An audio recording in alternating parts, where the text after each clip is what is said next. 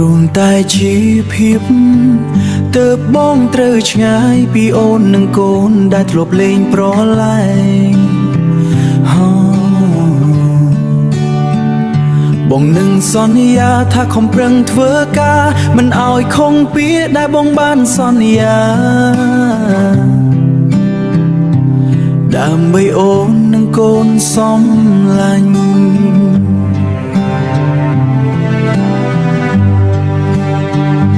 រយំពេលសម្រាបងតែងតែនឹកឃើញមុខអូននិងកូនធ្វើឲ្យបងមានកម្លាំងតស៊ូទោះបីការងារហត់នឿយត្រូវហូរញើសចូលខ្នងក៏បងមិនដែលត្អូញត្អែឡើយព្រោះបងដឹងថាអ្នកនៅផ្ទះកំពុងរងចាំបងជាមួយក្តីសង្ឃឹមយ៉ាងមុតមមចិត្តបងនៅជាប់នឹងអ្នកផ្ទះជានិច្ចទោះបីកាយបងនៅឆ្ងាយរាប់រយគីឡូ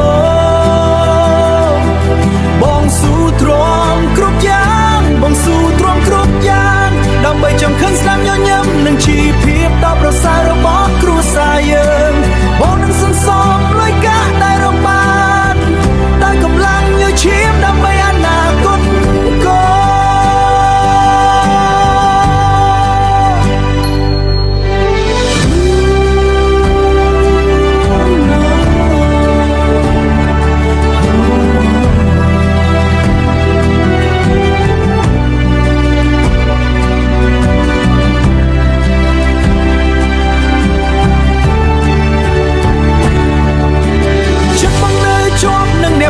ជានិច្ចទោះបីកាយបងនៅឆ្ងាយរាប់រយគីឡូ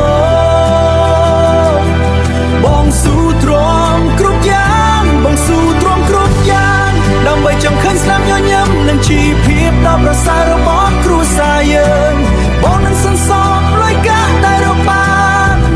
ដោយកម្លាំងញើសឈាមដើម្បីអនាគតកូន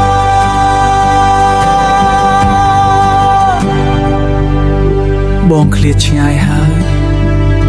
ឃ្លាតឆ្ងាយមួយរយៈដើម្បីជីវភាពនិងអនាគតគ្រួសារយើង